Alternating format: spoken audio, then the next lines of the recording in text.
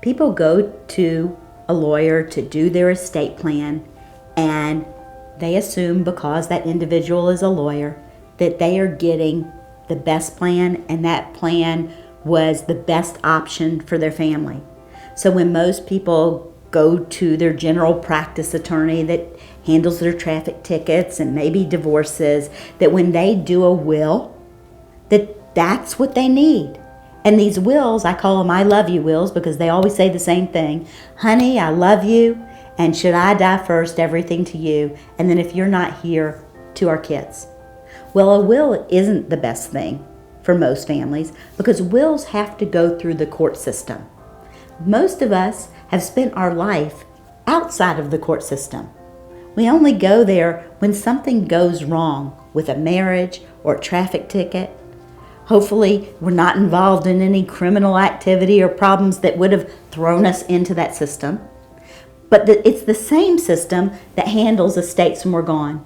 So if we die with a will, where there's an assumption, the will says we want it all to go to our spouse and then our kids, so there shouldn't be any court. That's the wrong assumption. All estates, wills go through court. So is there a way that avoids court? And how is my office different from others?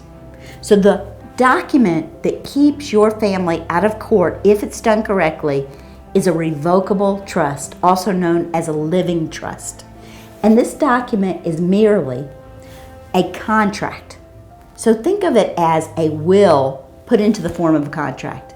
And many of you know, with contracts you've had to paint the home, or contracts for employment, or contracts to buy a car, those contracts don't go through court.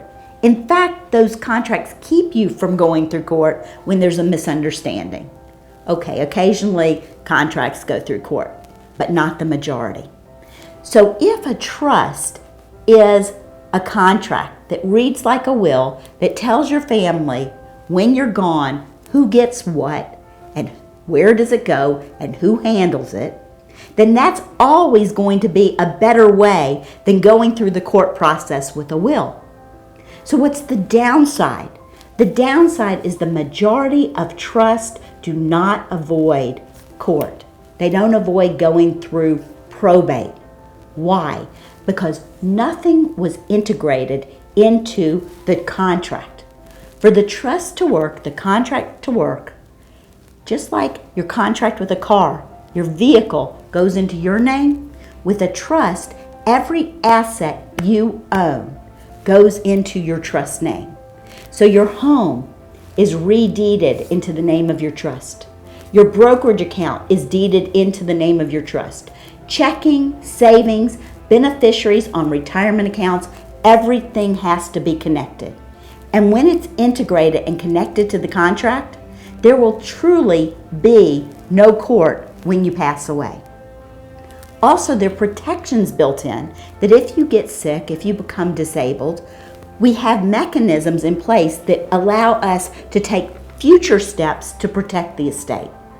There are also mechanisms in place with a trust that's done well and correctly, that when your children or beneficiaries inherit from you, you're now gone, your spouse is gone. In North Carolina, we can use a joint trust, one contract for a married person, that when their child inherits this money, if that child runs into trouble later with bankruptcy, lawsuits, divorce, or they're a child that should not have managed money in the first place, or maybe it's a child with special needs, that money has a blanket around it. So when that child gets divorced in the future, they can take that child's money as part of the divorce, but not the money that you've left to that child under the trust, because the assets stay integrated in the trust. So when you are gone and your child inherits a portion of your estate, they inherit those assets under the estate name. So when I open my mailbox with my husband, my assets, my checking account statement, my brokerage statement, comes in the name of the David Trust. I can still access everything. My husband can access everything. We still can pay our bills. And we know that everything is integrated. Even when we get our property tax bill on our house, it comes in the name of our trust. So we know our family won't have to go through probate. But when our estate divides out equally amongst our 3 children, and that's our estate plan, you can do anything you want with yours. But when it divides out and our daughters take their shares and our son takes his share, they too will open up their mailbox and their share will be under the trust name for their benefit. And because we've done that, if our child gets divorced, if there's a lawsuit, if there's a bankruptcy, if we have a special needs child, if somebody gets sick, we've got a plan that protects the money better than any will could ever do.